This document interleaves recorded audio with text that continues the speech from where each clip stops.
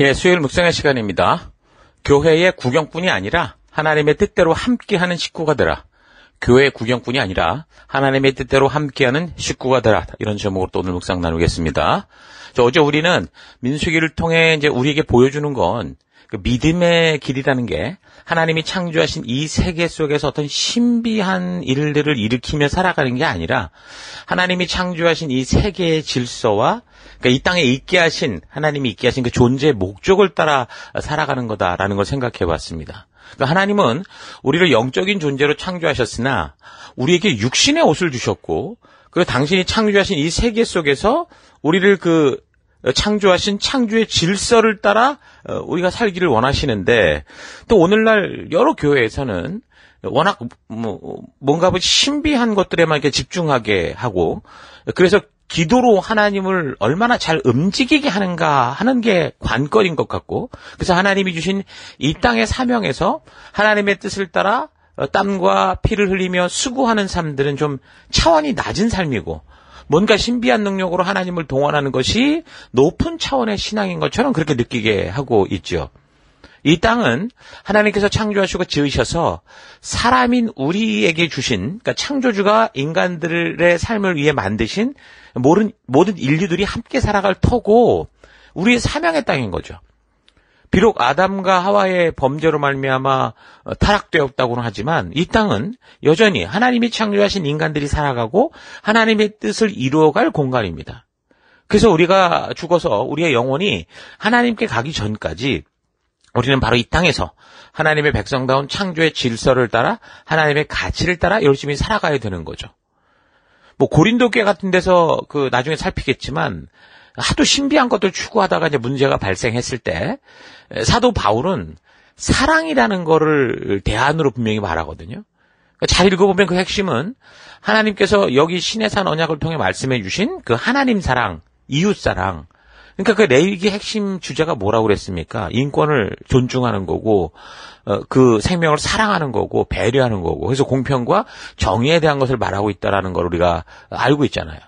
그래서 고린도전서 14장에서는 사랑을 최고의 목표로 삼아라 이렇게 말을 해요. 그래서 개역성경으로는 사랑을 추구하며 신령한 것을 사모하되 특별히 예언을 하려고 하라라고 말하는데 그러니까 이게 무슨 미래를 알게 하고 다른 사람들의 신상에 대해 알게 하는 것이라는 이렇게 잘못 이해를 할 수 있게 되는데 근데 이거는요 이 구절은요 그런 무당이나 점쟁이들이 하는 짓을 하라는 게 아니라 진리의 성령께서 주시는 그 하나님의 말씀만을 받아서 전하는 그런 은사를 간절히 구하라는 겁니다.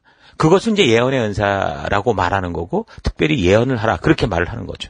그러니까 우리의 신앙은 무슨 신령한 것을 사모한다고 하면서 이 세상에서는 알지 못할 그런 신비한 것들을 추구하고 또 아무도 무엇이 진짜인지 분별하지도 못하고 알지도 못하는 것들을 하며 살아가는 그런 게 아니라는 거죠. 보면 영이신 하나님께서 주시는 그 영적인 은사와 능력이 있지만 그런 것이 우리의 현재의 삶과는 무관한 무슨 신비로운 세계에 관한 게 아니라 우리가 이 땅에서 여기 지금 레위기를 통해 직접 보여주신 그 하나님의 분명한 뜻과 의도를 따라 살아가는 데 있어서 하나님이 함께 하심에 대한 그 약속을 확실히 믿고 또 담대한 믿음으로 살게 하기 위한 것이다. 그게 바로 이제 영적인 은사요 하나님이 이루시는 이 교회를 세워가시는 방법인 것을 잊지 말아야 됩니다. 여러분 신앙은 현실입니다. 우리는 분명 영원하신 하나님 나라에 대한 소망을 가진 그런 사람들이지만 무엇보다 가장 중요한 현실의 사명은 바로 우리가 살아가는 지금 이 세상에서 하나님께서 직접 주신 그 하나님의 뜻을 따라 이곳에 이 어둠 속에 하나님의 뜻이 하늘에서 이루어진 것처럼 땅에서도 이루어지는 삶을 살아가는 순종하는 삶을 살아내는 게 성도의 존재의 이유죠. 그러니까 우리가 죽어서 가는 천국은 이미 우리에게 약속된 축복이에요. 그래서 성도인 우리의 최고의 관심은 죽어서 가는 저 천국보다 지금 내가 살아가는 내 삶의 현장, 그러니까 하나님이 나를 보내신 그 사명 현장 곳곳이 하나님께서 직접 말씀해 주신 그 삶의 목적을 따라 하나님의 뜻이 이루어져가는 그곳을 이루면서 하나님 나라 백성답게 살아가고 있는가. 이게 우리의 최고의 관심이어야 되는 거예요. 그래서 우리는 예배당으로만 모여서도 안 되고 이 예배당 안에서 하나님의 뜻을 바르게 알고 방향을 바르게 잡고 그리고 우리를 보낸 현장에 나아가서 바로 이런 삶을 살아가야 된다는 거죠. 우리가 살아가는 이 땅에서 내 삶의 곳곳에서 시내산 언약과 레위기의 말씀을 통해 알게 하신 그 하나님의 의도를 따라 살아가는 겁니다. 그래서 성도에게 가장 중요한 게 바로 그 하나님의 그런 진심, 하나님이 뭘 의도하셨는가, 왜 이런 일을 이루셨는가라는 그 하나님의 뜻을 만나는 거예요. 하나님의 진실한 뜻. 그 레위기의 말씀을 삶의 법도와 규례로 주신 하나님의 그 진실한 그 의도를 만나지 못하면 비록 우리가 레위기에서 보여주는 그런 방법대로 산다고 해도 그거는 이제 종교적 율법적 행동만 되는 거죠. 하나님이 뜻하시는 진실한 마음을 알기에 내가 살아가는 삶의 곳곳에서 어떤 상황 환경을 만나도 그 하나님의 뜻을 따라 살아가는 그런 힘들이 나오지 않고 자꾸 종교의 얽매인 그 율법주의 쪽으로 자꾸 흘러가게 되는 겁니다. 그래서 우리는 레위기를 통해서 하나님의 진심을 만날 수 있어야 된다. 자꾸 그렇게 말하는 거죠. 그래서 하나님의 진실한 의도를 알아야 그래야 그 다음을 우리가 도모할 수 있는 겁니다. 그렇게 하나님의 진심을 알고 하나님의 백성답게 살 수 있도록 준비된 사람들이 이제 현장에 들어가기 전에 이제 마지막 준비하는 그런 모습들이 이제 이 민수기에 나온다고 그랬는데 그게 이제 1장에서 10장의 내용이죠. 일단 그 시내산에서 떠나기 전에 했던 그런 내용들이 이제 1장에서 10장의 내용이라고 그랬습니다. 출애굽 이후 가나안을 향해 떠나게 되는 때까지 역사를 좀 되돌아보면 어떤 거였어요? 하나님께서 출애굽을 하던 해를 첫 해로 삼아서 날짜를 계수하게 하셨는데 첫 해 1월 14일에 유월절을 지내게 하셨고 그 다음 날인 1월 15일에 그 이집트를 떠나게 됩니다. 그리고 한 46일 정도에 걸쳐서 시내산에 도착하게 되고 50일째 되는 날 하나님과 그 언약 백성으로서의 계약을 맺으면서 그래서 하나님의 말씀, 하나님의 율법을 받게 되는 언약 백성이 되는 거죠. 그래서 그 언약한 날로부터 40일 정도 이제 모세가 시내산에 머물면서 하나님의 말씀을 받게 되는데 어떤 자료에서는 레위기를 받은 때가 성막이 완성되는 출애굽 2년차 1월 1일 이후부터 시내 광야를 떠날 때까지다 이렇게 말을 하는데 그러면 불과 20일 정도의 기간만 그 말씀을 받게 되는 그런 상황이 되잖아요. 그럼 아무것도 모르고 떠난다는 거잖아요. 근데 그런 것 같지는 않아요. 그래서 출애굽기 19장 이후에 그 증거를 하고 있듯이 하나님이 계약하시던 그날로부터 하나님의 백성답게 사는 법에 대해서 10계명으로 시작으로 직접 말씀하셨다라고 보는 게 맞는 거죠. 그래서 성막이 완성되는 출애굽 2년째 1월 1일이면 벌써 시내산에서 10개월 정도 시간이 흐른 후라고 볼 수 있습니다. 성막이 완성되고 제사법과 같은 것들을 이미 다 시행했다고 해도 시내산에 머물고 있는 그 기간 동안 어떻게 해야 하는지를 말씀해 주시고 또한 그 백성들이 그 언약의 내용들을 바르게 교육받고 바르게 숙지하는 그런 시간들이었다고 볼 수 있죠. 물론 이 기간 동안 이 이스라엘 민족들이 한 국가로서의 이제 조직도 완성을 했을 것이고 또 가나안 정복을 위한 아마 군사 훈련도 지속됐을 거라고 봅니다. 그러니까 성막이 완성되고 1월 14일에 광야에서 첫 유월절을 지키게 되는데 그 내용이 이제 민수기 9장에 나오니까 민수기 1장에서 인구조사를 명하시는 부분과 이 시간 순서가 어떻게 되는가 잘 맞춰서 읽어가야 됩니다. 그러니까 출애굽 2년째 1월 1일에 성막이 완성되고 1월 14일에 유월절을 지키고 그리고 2월 1일에 인구조사를 해서 군대를 편성하고 그리고 20일 후에 그래서 2월 20일에 드디어 하나님의 구름 기둥이 움직이면서 시내 광야를 떠나서 가나안으로 출발하게 되는 겁니다. 자, 그러니까 민수기 1장에서 10장까지는 그렇게 2월 1일 인구조사를 시작으로 시내산을 떠나기 전까지 약 20일 정도 사이에서 벌어진 일들을 적고 있다라고 볼 수 있겠죠. 자, 그래서 오늘은 이번 주간은 1장에서 이제 그 5장까지 우리가 좀 그 내용들을 보려고 하는데 1장은 이제 인구조사를 시작을 하죠. 출애굽 2년째 2월 1일이라고 그랬습니다. 그러니까 전쟁에 나갈 수 있는 20세 이상의 남자를 계수했는데 60만 3,550명이었습니다. 그러니까 이런 걸 보면 과거 출애굽할 때 그냥 마구잡이로 도망쳐 나오던 때와는 전혀 다른 질서와 그런 구조가 잡혀 있는 거죠. 그러니까 남자만 그리고 이 정도라고 하면 여자도 같은 수준이었을 거라고 우리가 추측할 수 있고 거기에 이제 전쟁에 나갈 20세 이상의 남자면 거의 결혼했을 가능성이 많으니까 자녀들과 노인들을 합하면 200만에서 250만 아무튼 200만 이상의 규모다라는 걸 예상할 수 있습니다. 여기 인구조사의 숫자에는요, 뭐가 빠졌는데 뭐냐면 그게 레위지파의 숫자였습니다. 그래서 이제 레위지파 같은 경우는 그 숫자를 완전히 군대에서 빼고 성막에 관련된 일을 맡기시는데 성막을 세우고 해체할 때 그 레위지파 외에 아무도 접근할 수 있는 상황은 있지 않게 했죠. 그래서 이제 이 레위 지파, 맡겨진 이 지파만 할 수 있도록 그렇게 했었습니다. 그래서 레위인들은 성막을 중심으로 성막 주변에 동서남북으로 천막을 치며 이렇게 살 수 있도록 했고요.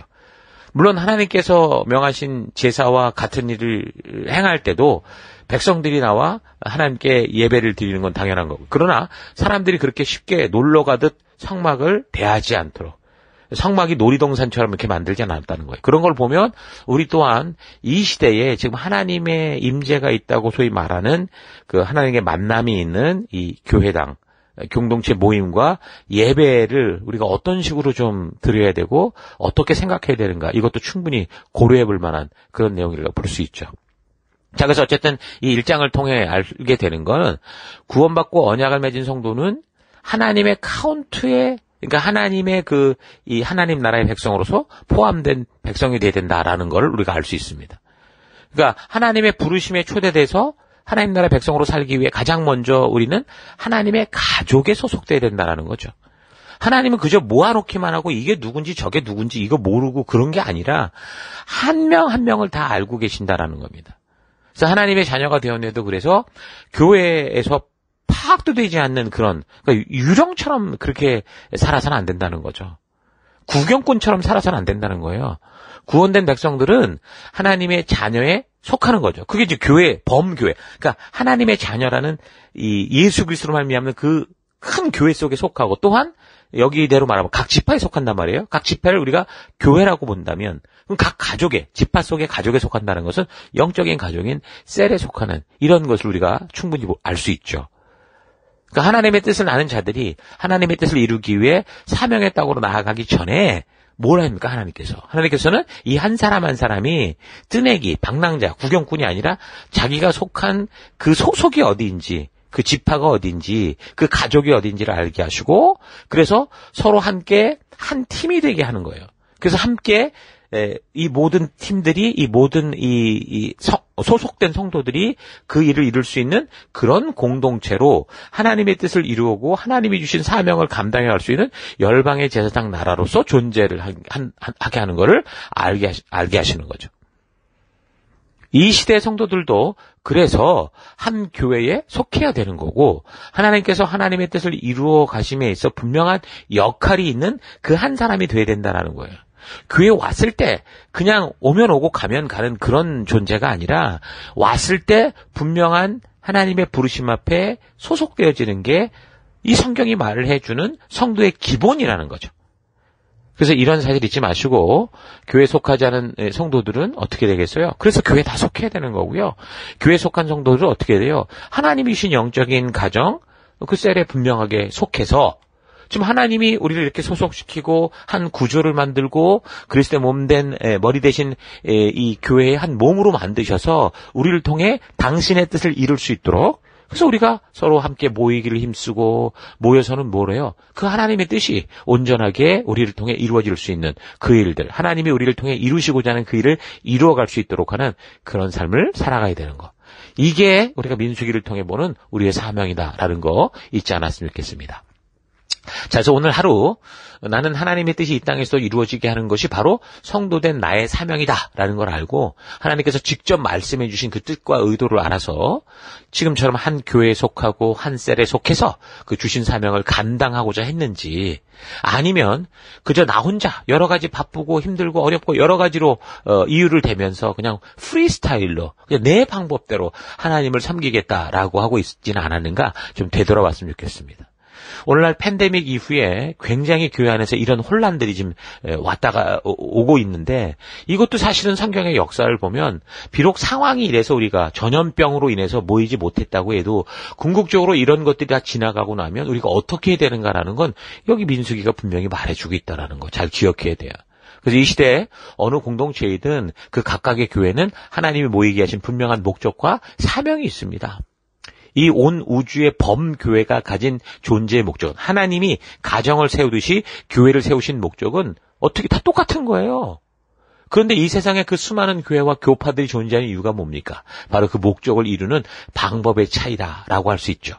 그래서 하나님께서 직접 세우신 이 교회 공동체의 목적은 하나로 동일하지만 그 교회를 창조하신 하나님의 뜻이 하나이지만 근데 그것을 이루어가는 방법에 있어서는 너무도 다양한 사람들이 서로 함께 더 시너지를 내고 하나 될 수 있는 각각의 전략에 따라 존재할 수 있다는 거예요. 그래서 교회들이 이 세상에 아주 각양각색인 거고 무궁무진한 다양함으로 존재할 수 있는 거예요.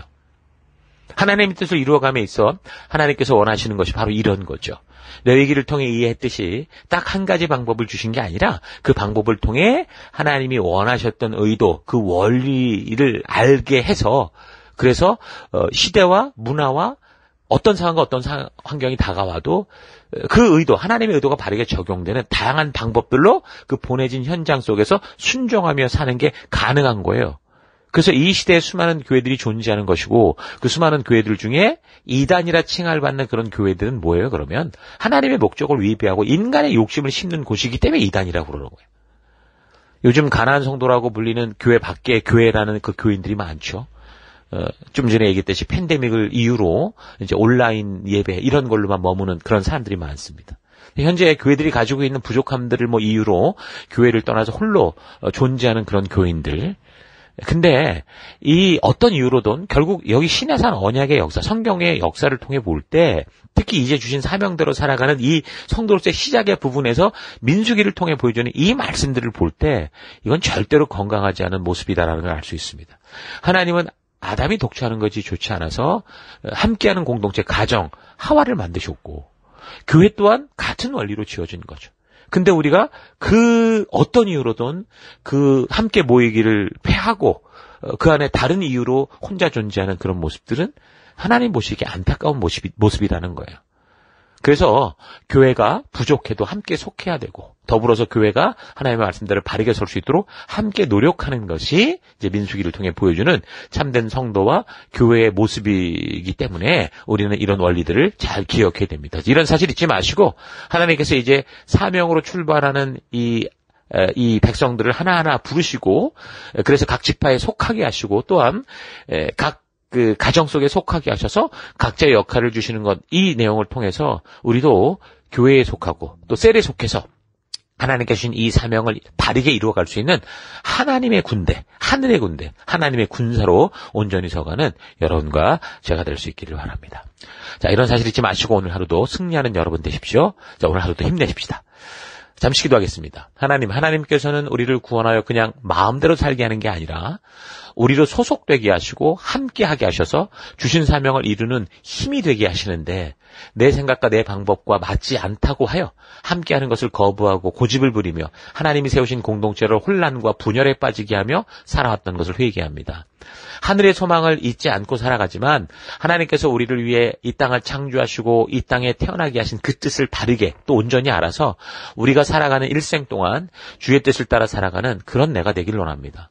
교회 안에서 구경꾼으로 살지 않고 또는 자기의 생각과 느낌을 주장하며 교회를 혼란하게 하는 그런 삶 살지 않고 우리 주님께서 주신 그 부르심과 그 뜻을 따라 힘써 하나 되어 참된 이 세상의 빛과 소금된 부르심을 따라 살아가는 우리가 되기를 원합니다. 하나님, 이 교회 속에서 우리가 구경꾼이 아니라 하나님의 뜻대로선 하나님의 군사요, 하나님의 부름받은 사명받은 사명자라는 거 잊지 않고 또 이 한 주간도 오늘 하루도 승리의 길로 걷는 우리가 되기를 원합니다.